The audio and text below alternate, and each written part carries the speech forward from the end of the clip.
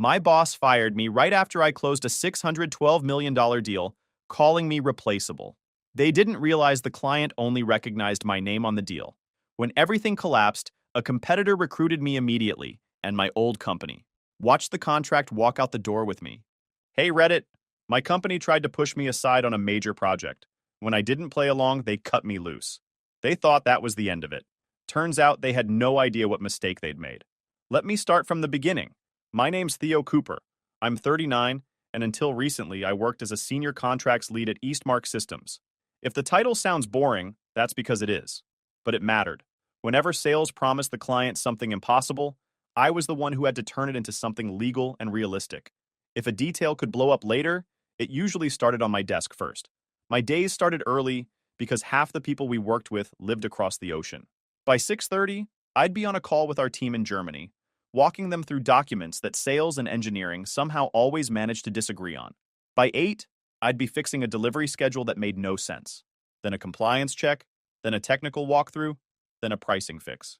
It was routine chaos, and I was the one who kept it from falling apart. The biggest job that year was a $612 million contract with Aurelia Defense Group, a global-level client that treated paperwork like law. They had 3 simple rules: weekly calls to track progress, one person in charge of every major decision, no vague answers, no excuses. Their COO, Thomas Keller, was direct. If you told him something on Tuesday, he expected it to still be true on Friday. That alone eliminated most people on our side. A few months in, he asked for one person to be the oversight lead, the name he could rely on. After watching everyone else drop balls, he picked me. From that moment, everything ran through me. Aurelia emailed me directly. Engineers waited for my approval before moving forward. Compliance wouldn't send anything unless I checked it first. Not because I was special, because someone needed to be consistent, and I was the only one willing to actually do the job. By month 7, I was on 2 or 3 calls a week with Aurelia. They asked about progress, risks, testing, shipping, certifications, anything that could affect the final outcome. If a paragraph in the contract looked like it might confuse someone in another country, Thomas wanted it rewritten immediately. Every update created more updates, and somehow all of them came back to me. Near the end, the pressure got worse. Aurelia added extra checks, extra reviews, extra confirmations. When the final round was approved, Thomas sent 3 words: "This is acceptable." That was the Aurelia version of a celebration. No speeches, no congratulations. Just a green light to move forward. Once the deal was officially signed, Aurelia immediately asked for our implementation plan. They also wanted confirmation that the oversight names were still correct. My name, Operational Authority Theo Cooper, was in the contract. I confirmed it and attached the pages. That's when Eastmark started acting strange. A kickoff meeting popped onto my calendar the same afternoon. Normally, I ran those. I logged in early, opened everything I needed, prepared like usual. 2 minutes before the meeting began, the organizer changed. The title changed. And suddenly Jason Miller was listed as the host. Jason was 34, great at giving polished speeches, not great at understanding contracts. He'd helped on the edges of the deal, but he'd never led anything important. At first, I assumed someone clicked the wrong button. 5 minutes later, a message popped up. Jason will handle implementation coordination. Join if needed. The meeting started, and Jason talked like he'd been part of the whole thing. He skipped the pieces Aurelia actually cared about: real deadlines, required steps, risks that needed managing. A few people seemed confused that I wasn't speaking, but the meeting rolled on anyway. Right after, an internal email went out. Implementation point of contact, Jason Miller. The deal was finished, and somehow the entire structure around it flipped in the same week. The Monday after Jason got handed the implementation point title, the shift started quietly.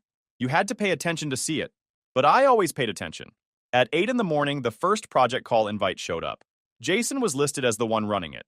My name was still buried in the original description, but now I was pushed down to optional, join if needed. Corporate bravery at its finest. While I was looking at the invite, Aurelia emailed me directly. They needed an updated timeline on one of the parts being certified. Easy question, fast answer expected.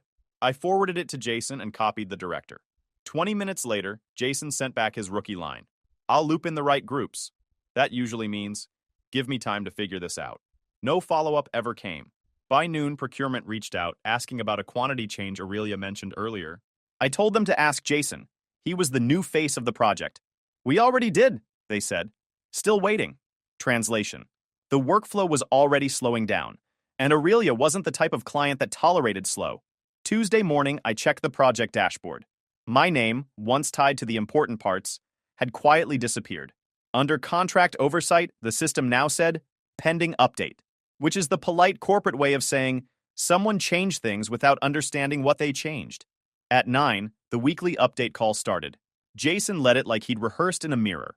Script open, voice steady, pretending he was in control. Engineering asked about 2 details we'd already settled with Aurelia months ago. Jason gave the classic stall. Let me verify and follow up. He didn't. Later that afternoon, Aurelia emailed me again, this time from Thomas himself.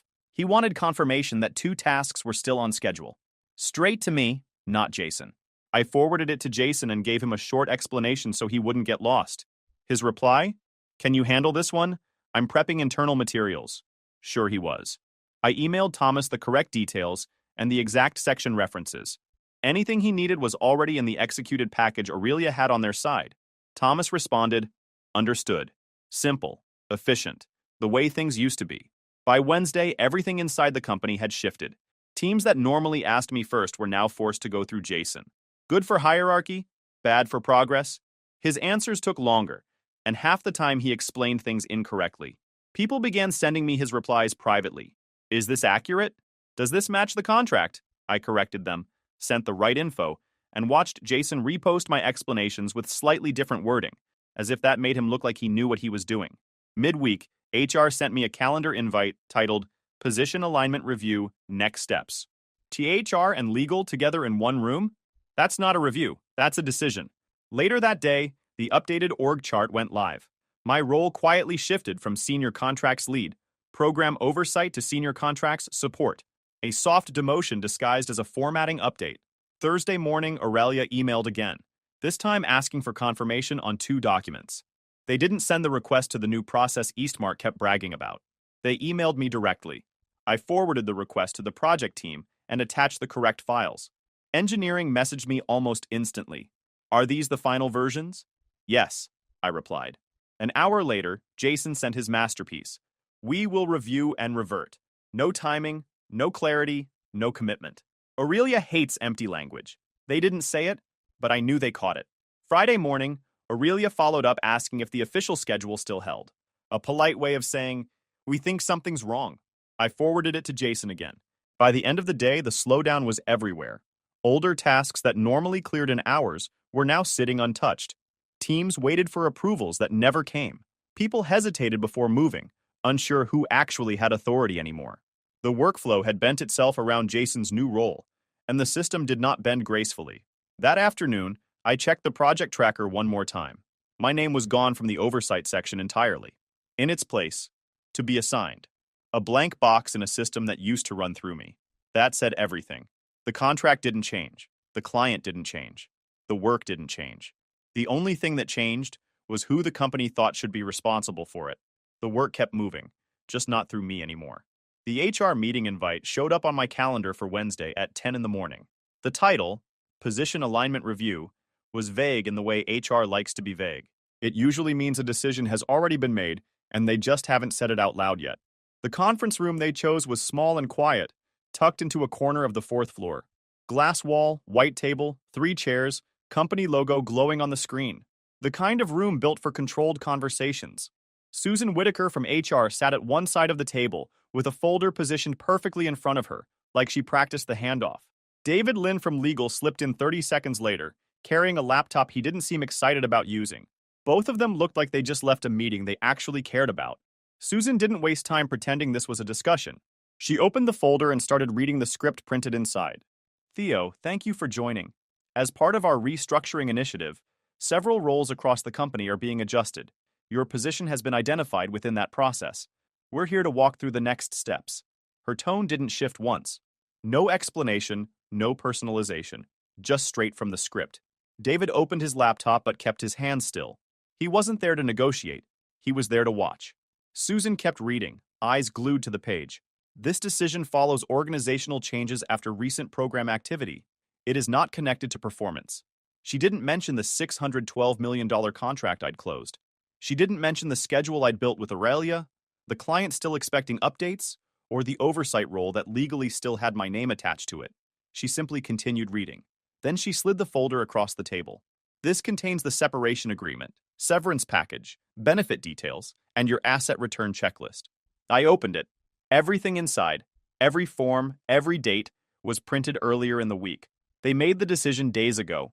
Before the kickoff meeting, I wasn't allowed to lead. David finally spoke. His voice was steady but detached. Your system access will remain active until end of day. It will finish their part afterward. Please keep any personal items separate from company material. Translation: finish what you can, leave quietly, and don't take anything useful. Susan went straight into the compensation section. Your severance covers 12 weeks. Healthcare coverage continues through the end of next month. We recommend returning the signed forms within 7 days.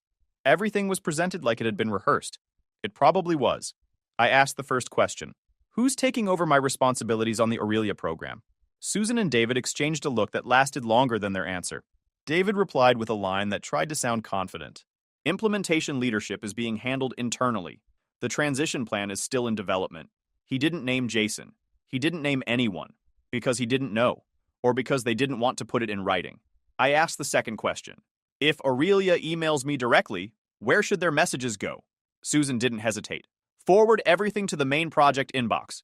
Leadership will direct it appropriately. Once again, no specifics. They were speaking in corporate fog and hoping I'd walk out of the room without clearing it. Susan thanked me for being professional. David nodded, closed his laptop with the care of someone closing a book they hadn't actually read. The meeting lasted under 10 minutes. There were no questions about the work in progress. No request for a handover. No curiosity about what the client expected that week. I left the room with the folder, my notebook, and my laptop. The hallway looked exactly the same as it had an hour earlier. People chatting, typing, carrying coffee. No one looked up. No one wondered why HR and legal had called me in. It was just another Wednesday to them. By 3 in the afternoon, my badge changed color. Instead of green, it flashed yellow at the door. My internal chats logged out on their own. Group channels disappeared. External email still worked. Aurelia already had my direct contact info, and I already had the executed agreement saved outside Eastmark's systems. The same locked PDF Aurelia required everyone to circulate when it was signed. I didn't need internal access to read a clause with my name on it. At 5, I packed my things. Not much to take. A couple pens, a notepad, a binder I'd made years ago that wasn't confidential. I slipped my laptop into my bag since HR hadn't asked for it yet. I walked out at 5:30. Still nothing from leadership. No one asked for a handover. No one asked for an update on the client's schedule. Their silence said more than their meeting ever did. At 8 that evening, my phone buzzed. An email from Thomas Keller. Subject: Implementation Timeline. Confirmation. His message was short, direct, exactly how he always communicated. Theo, please confirm the updated dates for compliance step 1 and document delivery. Need verified timing before internal review tomorrow. He simply sent the question to the only person he trusted with the answer. I read it twice and set the phone down. The paperwork on my counter might have changed my relationship with Eastmark. It didn't change my relationship with the contract. The morning after HR tried to close the door on me, I sat down at my desk at home and opened the Aurelia contract. Not out of nostalgia, out of precision. I went straight to the section Aurelia cared about the most. Right near the front was Clause 44F. Aurelia had insisted it stay early in the document, so no one could pretend they missed it. The wording was simple and impossible to argue with. Operational authority. Theo Cooper. Companies like to act as if job titles are puzzle pieces you can swap around. Clients, especially Aurelia, don't share that belief. I read the clause once, closed the file, and sent the contract to Rachel Monroe, the independent attorney I trusted for big deals. She'd seen enough of Aurelia's paperwork to know exactly how strict they were. I wrote her one line. Confirm enforceability, clause 44F. She answered within an hour. Enforceable. They can terminate your employment, but they can't substitute the named operational authority without Aurelia's written approval. If they try, Aurelia can freeze performance. That was all I needed to hear. The clause didn't give me power inside Eastmark. It gave Aurelia a hard stop. Eastmark could take my badge. They couldn't take my name off a signed page without the client's signature. Around midday, Aurelia emailed again. This time, it was about a deadline we had agreed on months earlier. They wanted confirmation that the schedule hadn't drifted during Eastmark's internal shuffle. I replied the same way I always had, clear, direct, and supported by the contract. See Section 14, Subpart C. Timeline remains the same. A few minutes later, Thomas Keller sent another message. Copying Eastmark legal. Need reconfirmation of authority transition. There it was, the pressure point Eastmark hoped would never surface. I didn't follow up. The contract already answered the question better than anything I could write. And it's never smart to interrupt your opponent right as they're discovering their own mistake. 2 hours later, Eastmark Legal replied. And it wasn't fog. It was a gamble. Eastmark confirms implementation oversight will be handled internally. Operational authority may be fulfilled by Eastmark's designated representative. It sounded confident. It was also the kind of sentence lawyers write when they're hoping the other side won't quote the executed language back at them. Aurelia didn't respond. Silence from them is rarely silence. It's preparation. By late afternoon, Eastmark's internal systems started reacting to the mismatch. Procurement paused vendor onboarding because they couldn't locate a valid approval. Compliance added warning tags to 2 items waiting for signatures. Their workflow controls recognized something leadership didn't. The approvals were still mapped to the authority record created off the executed agreement, and Jason didn't match it. Jason tried to get ahead of it. He sent a mass update saying timelines were under review, and he would clarify things soon. Aurelia's reply came quickly. The tone was polite but colder than usual. Please confirm operational authority as defined in the executed agreement. They included the text of Clause 44F word for word. When a client copies your contract back at you, the problem is already larger than anyone wants to admit. Jason didn't respond. He forwarded it to legal. Legal forwarded it to leadership. Leadership forwarded it back to legal. After that, I stopped answering anything that wasn't already anchored in the executed agreement. Not out of spite, out of correctness. I wasn't employed by Eastmark anymore, and I wasn't going to be their unofficial authority just because they'd broken their own structure. If Eastmark wanted me involved, they could put it in writing. If Aurelia wanted a substitution, Eastmark could request it the way the executed agreement required. Emails moving in circles always mean the same thing. No one wants their name on the solution because no one has one. By Wednesday, the impact was impossible to hide. Vendor onboarding froze completely. Engineering held 2 work packets waiting for approvals they couldn't obtain. Document flow slowed to a crawl. The company wasn't malfunctioning. It was waiting for a signature the system no longer recognized. I kept my hands off their mess. No meetings, no approvals, no transition. If Aurelia contacted me, I answered exactly 2 things. What the executed agreement said, and the boundary that I was no longer employed by Eastmark and wasn't authorizing new work. Rachel emailed again. If Aurelia pushes this, they can legally freeze the entire program. I knew that. Aurelia never bluffs. Their structure doesn't allow improvisation. Later in the afternoon, Thomas emailed me directly. Need confirmation that testing milestones still match the approved sequence. I replied with the section reference from the executed agreement and 1 line of boundary. I was no longer employed by Eastmark, and I wasn't authorizing new work. If Aurelia wanted a substitution, Eastmark needed to request it in writing and get Aurelia's approval. Thomas replied, "Thank you." Simple, direct, the way it had always worked. Then he forwarded the entire thread to Eastmark's legal team with 1 line. Please clarify internal oversight handling. A polite way of saying, someone better fix this, and fast. Soon after, legal issued an internal notice titled Continuity Concern Aurelia Program. It listed the exact issues everyone was seeing. Oversight didn't match the contract. Client wanted answers. Work was slowing down. Immediate action required. They didn't need to include my name. It was already printed in the one place that mattered. As the week continued, everything slowed even further.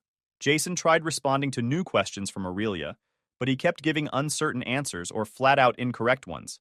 Each time, Aurelia sent a follow-up asking for clarification, and he fell further behind. Late Thursday, someone from compliance messaged me privately. 3 approvals stuck. Wrong signatory. Meaning Jason was trying to sign off on work the contract didn't allow him to handle. By Friday morning, 3 separate departments had paused their tasks and tagged them as awaiting oversight confirmation. The phrase spread through the building like a quiet reminder of whose name the contract actually depended on. Aurelia didn't need to issue warnings. The contract was doing the job for them. Inside Eastmark, questions piled up faster than anyone could answer, and every path led back to the same signature printed on Clause 44F mine. By Monday morning, the ripple effects weren't subtle anymore. They were everywhere. Procurement's dashboard, the one they loved showing off during budget season, was covered in yellow and red alerts tied to the Aurelia program. Every single task that needed a sign-off showed the same status. Stalled, authorization missing. Procurement acted confused, but the message couldn't have been clearer. The system was looking for my authorization. It wasn't finding it. Not because the software had opinions, because Aurelia had forced Eastmark to build a control for them. For this client, every approval flowed through a named authority record legal created when the agreement was executed. Procurement sign-offs, compliance releases, anything tied to schedule or deliverables. The workflow wouldn't accept a substitute unless legal updated the authority table and the client approved the change in writing. Eastmark could reshuffle titles all day. The system only recognized what the executed agreement had been mapped to. The company had swapped out the person the contract required, and the software didn't care about their internal reshuffling. Compliance wasn't doing any better. 2 major work streams froze with warnings saying, "Pending review, authorized signatory required." That message only appeared when someone who wasn't allowed to approve something tried anyway. It was the system's polite way of saying, someone pressed a button they shouldn't have touched. By noon, finance joined in. They flagged the entire program as implementation risk elevated. Finance never adds details. They just send warnings and wait for someone else to panic. But this one had a note attached. Milestones blocked at approval stage. Revenue timeline uncertain. In simple terms, the contract is cracking, and money might disappear. That's the kind of phrase that gives executives a stomachache. By early afternoon, the escalation finally hit Robert's inbox. I know because the distribution list included half the leadership team. Someone in finance asked him directly, "Who currently holds operational authority for the Aurelia program?" Robert responded with one sentence, "Implementation lead Jason Miller." A bold answer for someone who had clearly never opened the contract. Legal replied within 5 minutes. They didn't ask the question because they were confused. They asked because they needed Robert to lock his mistake into writing. They attached a screenshot of the contract page showing my name printed under oversight.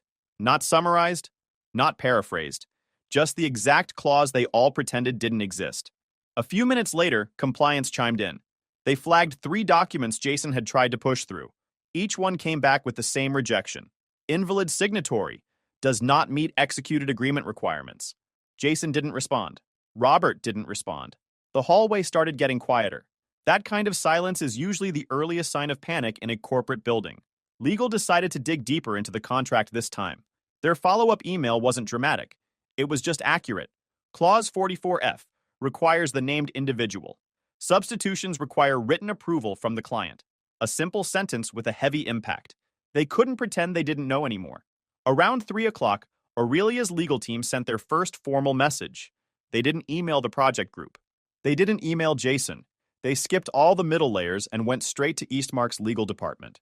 The subject line read, "Formal notice, request for contractual compliance." The body contained 2 sentences. Aurelia requires confirmation that operational oversight remains as specified in Clause 44F. Implementation activities are suspended until alignment is confirmed. Suspended.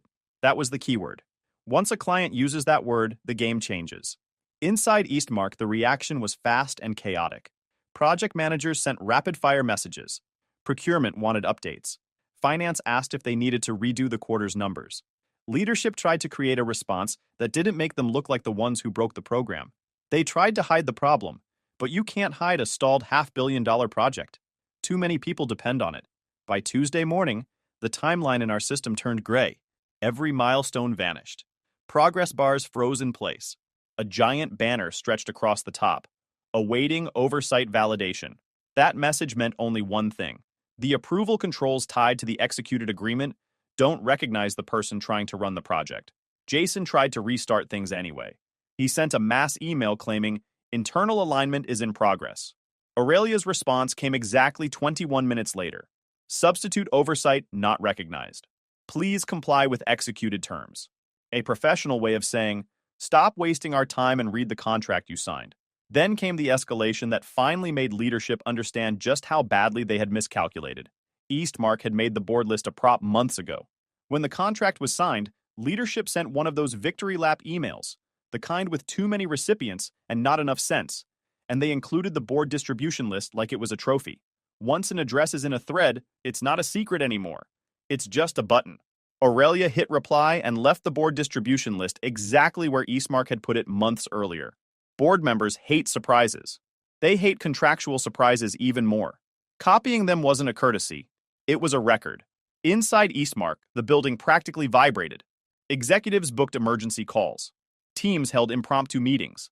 One project manager asked if operational authority could be temporarily delegated, not without Aurelia's written approval, and Aurelia had already made their answer clear. Meanwhile, everything kept stalling. Vendors demanded to know why onboarding stopped. Logistics wanted shipping dates. Engineering asked who was supposed to sign off on the testing schedule. No one had an answer they could put in writing. By late afternoon, legal drafted a timid response to Aurelia. "We are reviewing internal oversight alignment. Clarification forthcoming." Aurelia answered within 15 minutes. "We expect adherence to the executed agreement. No deviations accepted." Their version of slamming the door. Finance recalculated the quarter. Project management paused all future tasks. Compliance froze document releases. Procurement held vendor slots with no idea what to tell suppliers. The entire program was sitting in the middle of the road with its engine off. The contract didn't malfunction. It wasn't outdated. It didn't need fixing. It simply stopped responding. Because the one condition Eastmark ignored was the one condition Aurelia enforced without hesitation. Corporate reshuffling doesn't outrank a signed page. A name was printed on that page. It wasn't Jason's. By the next Monday, the freeze wasn't hidden anymore. It wasn't subtle. It was loud, obvious, and spread across the entire building. Engineering tasks sat untouched, like someone had unplugged the whole department. Procurement deadlines passed without any movement. Compliance screens flashed the same message everywhere. Oversight validation required. Nothing was moving because nothing could move. The building didn't feel calm. It felt stalled. At 9:43, my phone lit up. Robert was calling me. Not emailing, not messaging, calling. I let it ring twice before I answered. "We need to discuss the Aurelia situation," he said. His voice was tight, like he'd practiced sounding relaxed and failed. I stayed steady. "I'm not with Eastmark anymore. HR made that decision pretty clear." "We're aware," he said. "But we need a temporary arrangement to stabilize implementation, just until things settle." "Talk to Aurelia," I said. "They're the ones following the contract." He let out a frustrated breath. "Theo, don't make this difficult." "I'm not making anything," I replied. "I'm telling you what's real." There was a quiet beat where he realized the conversation wasn't going anywhere useful. "We'll put something in writing," he finally said. "Do that," I replied, and hung up. 20 minutes later, legal sent a consulting proposal with a hopeful subject line, "Interim Oversight Support Opportunity." Their offer didn't match their enthusiasm. They wanted me to step in for 30 days, at a rate half of what they'd pay an outside team, written like they expected me to be thankful for it. I didn't respond. 30 minutes after that, HR sent their version.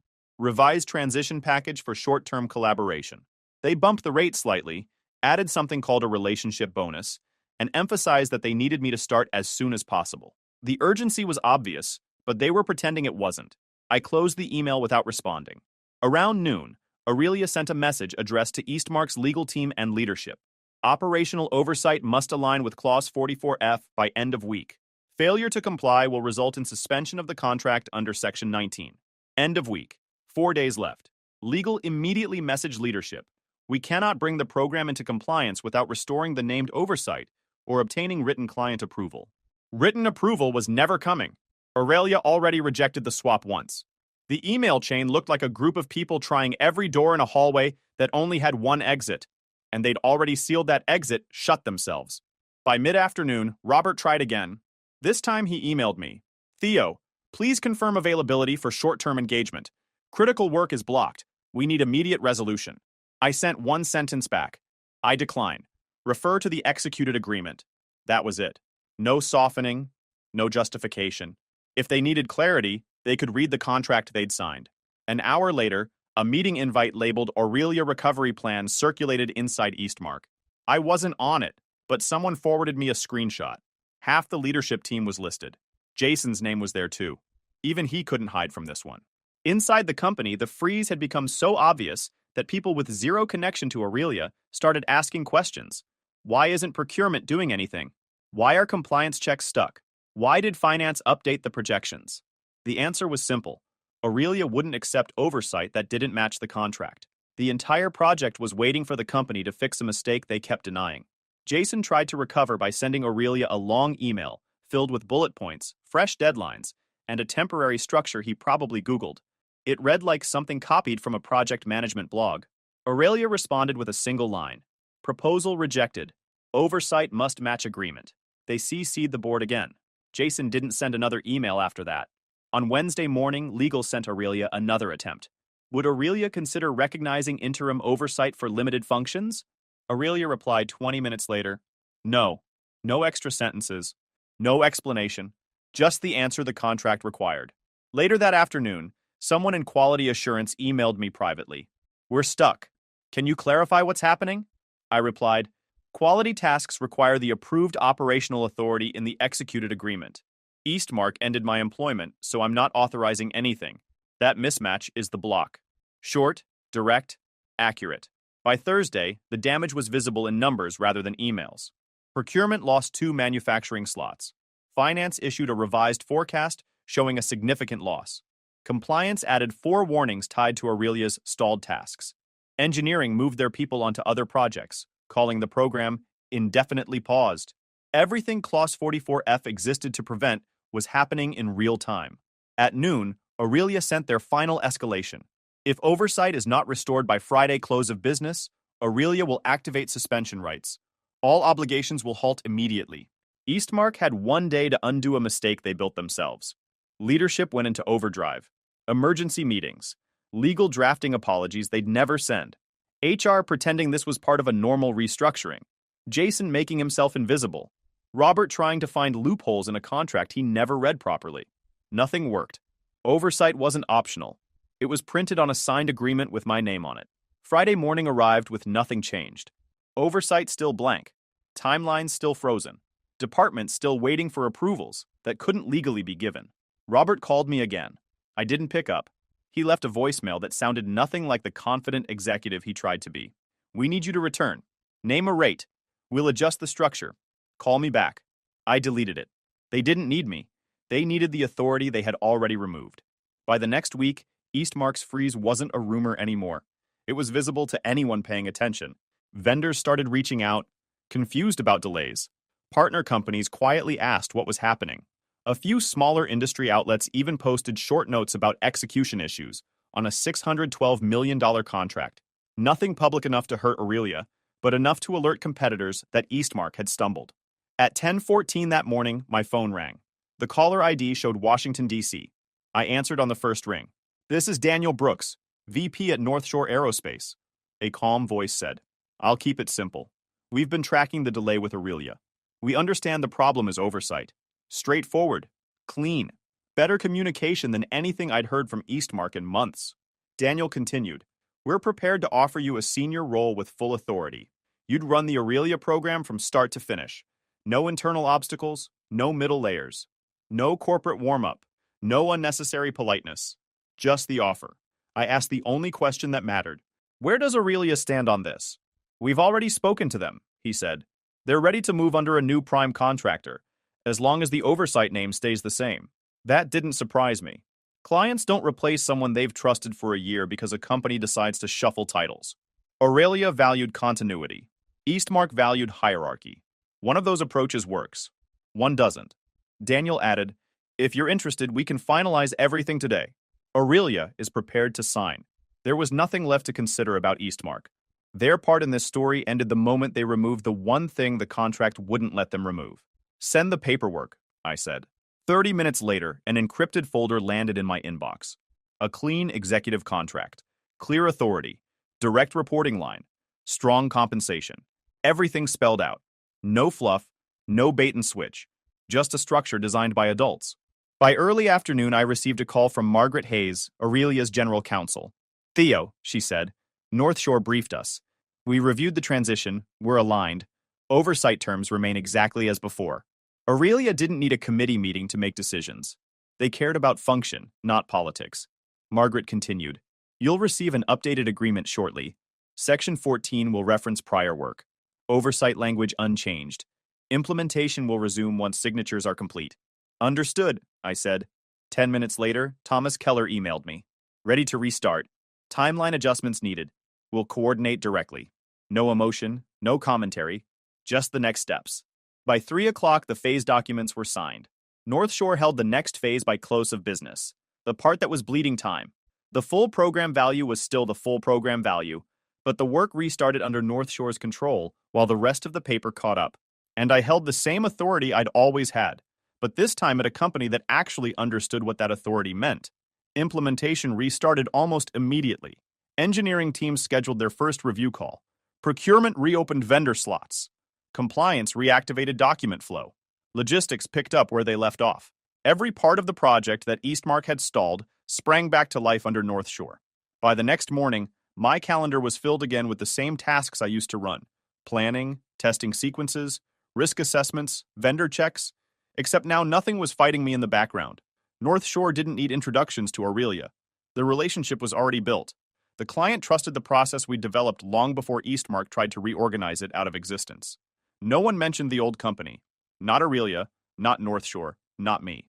There was no reason to. Eastmark had removed itself from the equation. 2 days later, industry newsletters started carrying short notes. Oversight misalignment leads to program reallocation. North Shore Aerospace takes over major international contract. Eastmark Systems adjusts leadership following internal disruption. No one named names. No drama. Just quiet acknowledgement of a company losing something it thought was secure. Inside Eastmark, the confusion was predictable. Vendors emailed asking who the new contact was. Teams noticed the project tracker had been archived. Leadership held private meetings trying to explain a loss they couldn't defend without admitting fault. None of it involved me. None of it needed to.